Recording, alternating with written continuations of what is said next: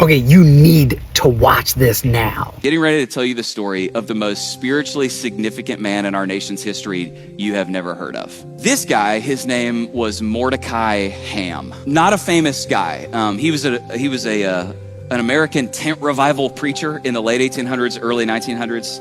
In 1934, he was preaching a tent revival in Charlotte, North Carolina. And two 14-year-old boys saw the tent and they saw the commotion of people. And they heard this bold love of the Father preaching. They just happened to be walking by and they were like, huh.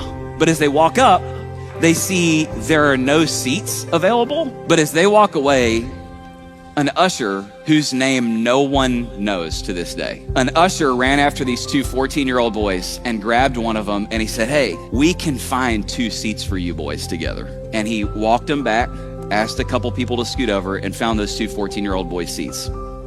That day, they ended up giving their lives to Christ and consecrating themselves to the purposes of God in their generation. One of those boys was a man we now know as Billy Graham. Billy Graham ended up preaching the gospel to more people than anyone else has ever preached to in the history of the world. Tens of millions of people were caught up into the kingdom of God under the preaching of Billy Graham. The other boy's name was Grady Wilson, and he was the man that ended up helping Billy Graham organize all of his evangelistic crusades. He changed the world.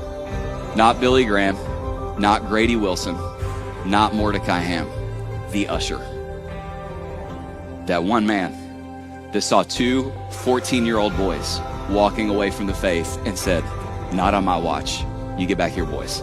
Your job is not to change the world. Your job is to change somebody's world.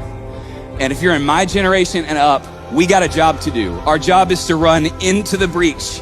There has been a breach. Our job is to run into the breach and say, not on our watch. Not while we're here. Where are the bullets the thickest? I'm in.